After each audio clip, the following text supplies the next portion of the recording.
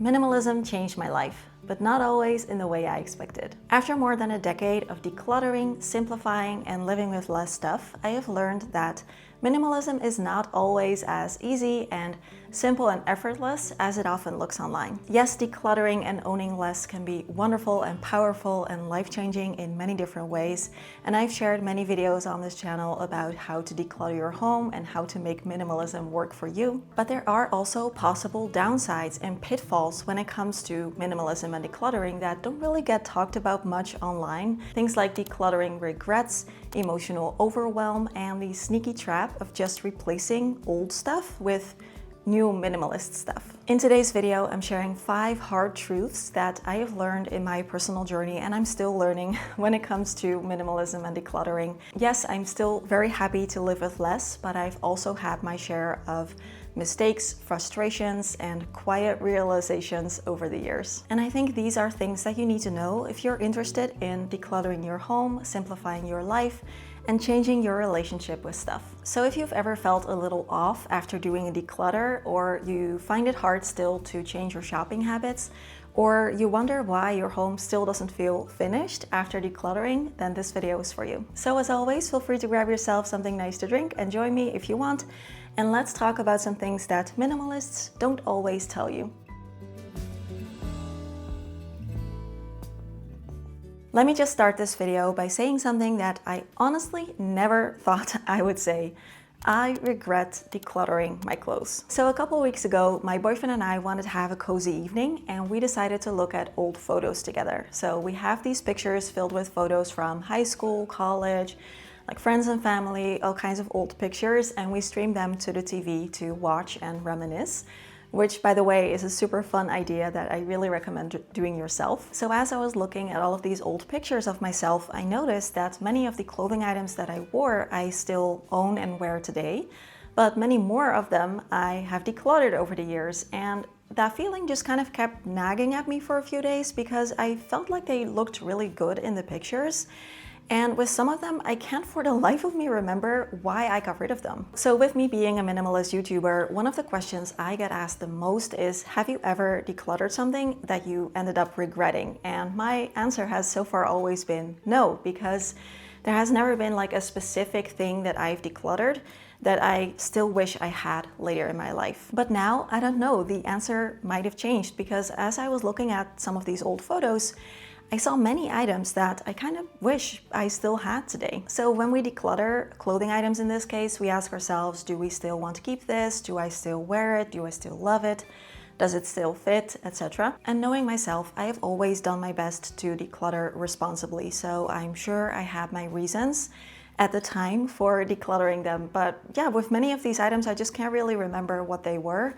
And many of them I do kind of wish I still had right now. So yeah, I do kind of regret decluttering these clothing items. And this might also be just because looking at these old photos kind of made me feel a little nostalgic, and I did donate the items that were still in good condition, but I can't for sure know that these items ended up with someone else and that they're getting worn and used now. There have always been 3 main reasons for me to declutter a clothing item, and the first is just that it's not in good condition anymore. Like, I've used it so many times, and I think this reason is valid. Like, if it's not in good condition and you can't repair it or use it for something else, then it makes sense to declutter it. Second reason is I don't like it anymore. It doesn't feel like my style. I never choose it when I'm getting dressed. And after more than a decade of minimalism now, I'm wondering if this reason is still a good enough reason to declutter something on its own, and I'll talk more about why later. And the third big reason for me was they don't fit me anymore, because over the years I gained some weight and many of the items that I had in my closet had become too small for me. So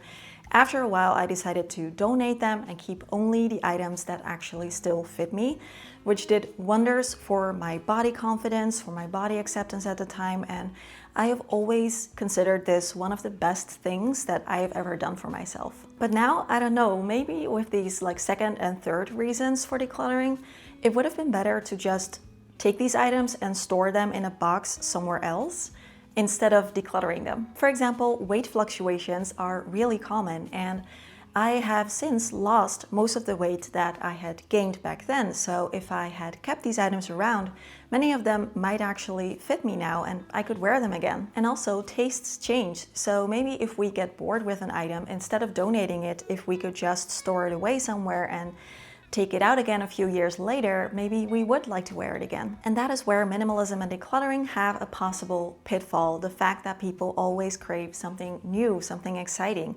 So maybe after a while we get bored with an item, we don't really wear it anymore, so we declutter it and we buy something new. But if we don't examine this pattern that we might have of like getting bored with our things and then decluttering them, buying new things, are we really changing our relationship with stuff? And this is me being very vulnerable right now, and I do realize that, I've always done my best to declutter responsibly and really think it through and not just chuck things in the bin as soon as I'm done with them. And I have kept my wardrobe nice and simple. I haven't been shopping that much, so I shouldn't be hard on myself here, but decluttering regret can be a real thing, and it doesn't just have to be tied to clothing, it can be about anything. Also, after a while, decluttering can be kind of addictive in a way. I don't know if you recognize this, but if we declutter, it's a nice feeling to get rid of stuff and make space and get rid of excess. And some people might experience that they just want to keep decluttering and decluttering because it's such a nice feeling. And this can potentially lead to people getting rid of things too easily or not taking an adequate amount of time to think if maybe it would have been better to store the item away for some time later. If you're also decluttering right now, I would recommend to, yes, get rid of items that are clutter, things that you never use, things that you don't like anymore, things that are in the way, etc. But also know that you don't have to rush it, and don't be influenced by perhaps videos that you see online of people decluttering their entire home in 30 days or getting rid of most of their belongings, because if you do it like that, if you feel that pressure, there could be a really good chance that you will regret decluttering some items in the future. It's okay if your decluttering and minimalism journey is kind of slow and quiet. You don't have to go to these extremes that you see online. And if you do, recognize within yourself that you're the type of person who sometimes just gets bored with their things. You could also consider storing some of them away and then maybe rotating them out every couple of years so that you still have that variety. You don't have to live in a perfectly empty, beautiful clutter-free home in order to be a minimalist. You can take it slow and you can do it your own way. I would always suggest approaching it intentionally, and if you do decide to get rid of some items that hold sentimental value for you, which is a whole other category, and it can still be very much worth it to declutter, but I would always still recommend taking a picture of things before you let them go, so you do have that picture as a visual memory. And I know for me, from now on, I guess I will take even more time to consider decluttering a clothing item before I actually do, because this was a huge eye-opener for me. When done intentionally, minimalism and decluttering, I think, can be a wonderful, life-changing thing. But there is also a risk here of going about it the wrong way, where you're doing lots of declutters, but it doesn't really give you the simple life that you were looking for. And that is where decluttering can actually kind of be a form of consumerism in disguise. In disguise, not disguise. I don't know how to pronounce that, disguise. This is something they call the Buy-Declutter cycle, where you get rid of a bunch of things that you don't want, need, or use, and then you think, I have space for something new now. You don't necessarily change your shopping habits. So there's new space to fill up with more things. I'm still a huge fan of decluttering, but over the years I've realized that it's not the only thing, and maybe not even the most important thing if you want to simplify your life. I think the essence of minimalism does lie in changing your shopping habits, changing your mindset, changing that feeling of constantly craving something new, and instead using what you already have and being grateful for the things you already have. And then yes, if you do have items around that you never use, don't like anymore, then 90% of the time it probably makes sense to get rid of it. And I sometimes see creators online doing these huge declutters where they're being very ruthless and they're decluttering 90% of their stuff, or they're doing a total closet reset and are getting rid of all of these bags of clothing. But then later you do see them shopping again. And the cycle of decluttering and shopping for new, better things, upgrade things, and then decluttering again and then shopping again, it might feel like you're being very mindful and intentional, and you're creating this life of alignment, but it's probably not going to give you any real progress when it comes to simplifying your life and simplifying your home. And ironically, when you approach minimalism this way, the topic of stuff can still be very much a hot topic in your mind all the time. And I had this going on back in the start of my minimalism journey too, where you're constantly thinking about which items to declutter and which better, higher quality items to invest in. I think minimalism can be a lot more mellow and slow and quiet, where we're not continually changing things around or doing these extreme decluttering challenges all the time. If those things work for you, by the way, absolutely keep doing it. This is me sharing my personal thoughts and experiences, so things can be different for different people, as I always say. If you're just slowly starting to be more intentional about your shopping habits, you're thinking through your purchases a little bit more, you're making use of what you already have, it might feel like you're not really doing much or making a lot of progress. It might even feel a little boring, like it's not the extreme minimalist makeover declutter thing that you see online, but it might actually be the most mindful and intentional and sustainable way to do minimalism. And if we can examine our behavior and where it comes from, that we're always craving new things or thinking that we need to trade up in any way or follow trends, I think that that is where the true magic of simplifying your life really is. Something else that doesn't get talked about much is the question of what's next. So decluttering can feel amazing. You're making space, more room, more time, more energy, and that is all great. But the question is, once all the extra stuff is gone, then what? A common misconception about minimalism is that it kind of magically fixes all of your problems, makes your life simpler or more meaningful on its own. So it is true that you've now created more space and maybe you have more time and more energy and less stress.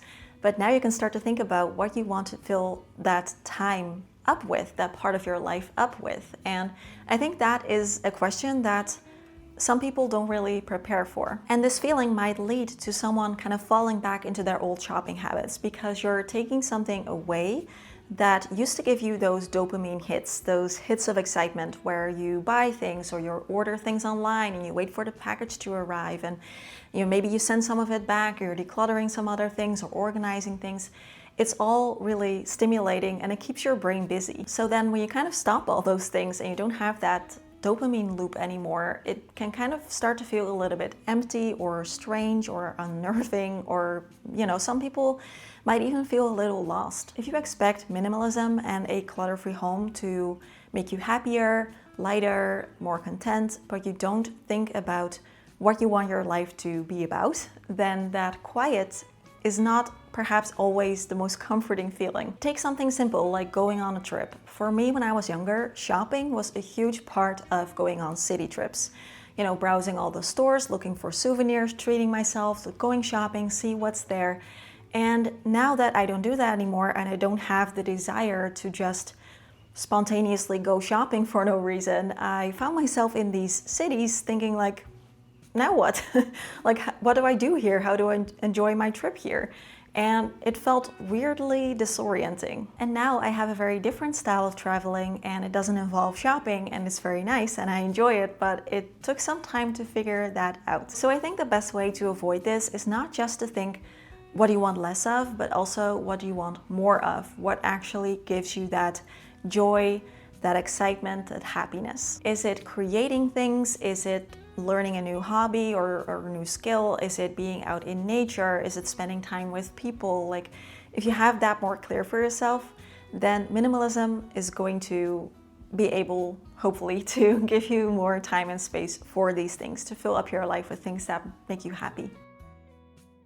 Number 4 is a more lighthearted one, but still worth talking about, and that is that minimalism can be a little bit tricky and sometimes awkward when it comes to things like birthdays, holidays, anniversaries, etc. So when you adopt a more minimalist lifestyle, it will probably involve trying to not bring so many new things into your life. And just because you're on that journey doesn't always stop people from giving you things. So especially around the holidays or your birthday, People want to show you love by gifting you stuff, which is very thoughtful and kind, but it can also be awkward if you're trying not to accumulate things, especially if you've asked people not to give you things and they continually give you stuff. And this is something that I often get questions about on the channel, how to deal with people, family members who just keep giving you gifts. Or there's the other side to it where people ask you what you want and you just cannot think of a single thing to ask for because there just isn't really something that you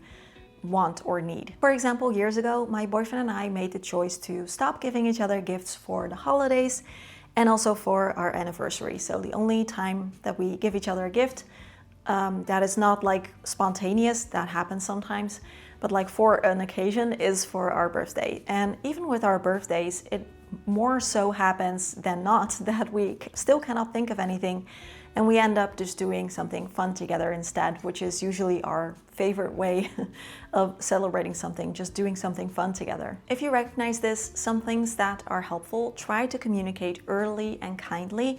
Let people know what you do and don't want to receive. And I find that it really helps if you can give alternatives. So things like experiences or gift cards or consumables or maybe a donation to charity that you care about. And two, if there is something that you would like to have but it can wait a while, then write it down so you have something to ask for. I do this all the time. When your birthday comes around or the holidays, you have that thing that you've been wanting and kind of looking forward to for a while to ask for. And three, remember that also it's kind of okay to receive. Like you've made your point, you've been clear. If someone still wants to give you something, it's also okay to just receive it, appreciate the gesture, thank them. And if it's truly something that you cannot use, then you can always try to find another home for it later. So with a little thought and communication and maybe a little bit of creativity when it comes to finding gift types that you would like to receive or give to people, I think that birthdays and holidays, etc., as a minimalist don't necessarily always have to be very awkward. And the fifth hard truth about minimalism and decluttering that I found that I think is very important to know is that sometimes there just isn't a good solution for your stuff. I think most people really do their best to try and declutter responsibly and make sure that the items that are still in good condition get a second life somewhere else. So, you know, maybe donating them to a thrift store, selling them online, giving them to friends, or, you know, people might save them to give later to their children. But the truth is that sometimes items that mean a lot to you, and maybe you have spent a lot of like time and energy thinking about if you want to declutter them or not and like make the final decision to let go of them, they might not be very special or worth a lot to anyone else. And it might be a lot harder than you think to sell it or donate it or to even find someone who wants it. Something I always ask myself when I'm considering donating something, for example, is if I saw this item and I had no ties to this, like I don't have any attachment to it, this was completely new to me and I saw this in a store, would I pay money for it? And if the answer is no, then it can be a sign that it's going to be hard to find a second home for it. And this can be a tough realization that no one really wants your stuff, especially with the items that we know are still in good condition. It could be useful to someone. If no one really wants it and we do want to declutter it, then sometimes the only option that we are left with is just to throw it out. And this is something that I have dealt with often and it feels horrible. It feels so horrible to just throw something out and imagine that maybe it will even end up in landfill somewhere. It's just the most horrible feeling. And here's where I want to remind you that it is okay to still get rid of these things and not keep them around out of guilt, because even if you keep them around all your life out of guilt, then someone is going to discard them sometime anyway. And the best thing that you can do is take a learning from why you decluttered the item in the first place. Why does it no longer work for you? And then use those lessons when making purchasing decisions in your life going forward. Because this is where the real impact is. Because from now on, you're going to be making tons and tons of purchasing decisions in your life. And if we can use the lessons from our declutters to try and make better decisions and avoid purchasing things that we will then later declutter again, then that has much more impact than the handful of items that you had to throw away because no one wanted them. So yes, this can be super discouraging. You've done the emotional work of deciding to let go of it and then there's just no good solution for it and you are left with being responsible for it. But you know, decluttering doesn't have to be perfect, and it's about doing your best with what you have now, trying to make better choices going forward, because the real progress is there in that mindset shift. Final thoughts, I think minimalism and decluttering are still wonderful ways to live your life. I don't think that I will ever stop being a minimalist, but they are not necessarily life-changing on their own. They are really good tools, and as always, it matters how you use the tools. So you can use them to simplify your life, your home, and create a life that you love, creating space for the things you love, but how you go about it matters, and it's okay to do it your own way, in a way that feels right for you. And I hope that me sharing some of my musings, my regrets, my frustrations, my mistakes, my thoughts was helpful for you in your journey as well. I would love to know, have you ever regretted decluttering something, or have you ever decluttered something that you wish you had done sooner? Let me know in the comments, I would love to read it. Thank you so much for being here until the end of the video. I really appreciate it. And a huge thank you also to my patrons who are helping to support the channel. If you want to support my work too and get extra videos from me in return, then you can do that by joining us on Patreon. I post 2 exclusive videos a month over there, and I've been doing that for a very long time. So there are so many videos up on there that you can catch up on if you want. You will get access to all of them as soon as you sign up. And it's also just a really fun community. So you can go to patreon.com/simplehappyzen. The income that I make through Patreon helps me to pay for business expenses. It helps me when my AdSense income goes down, when my views goes down, which always, like, that's kind of like a roller coaster being on YouTube. So it helps to like even it out more. And it also helps me to be extra selective when it comes to which sponsors I accept on the channel. So yeah, thank you to everyone who's there, and thank you to you for being here until the end of the video. As always, questions, comments, conversations down below. Have a wonderful day. Thank you, and I'll see you again soon. Bye-bye. So I filmed with my new microphone today. I'm really excited because it's wireless and it is so much more hassle-free than the microphone that I was using a couple years before this. So let me know your thoughts. I would love to know.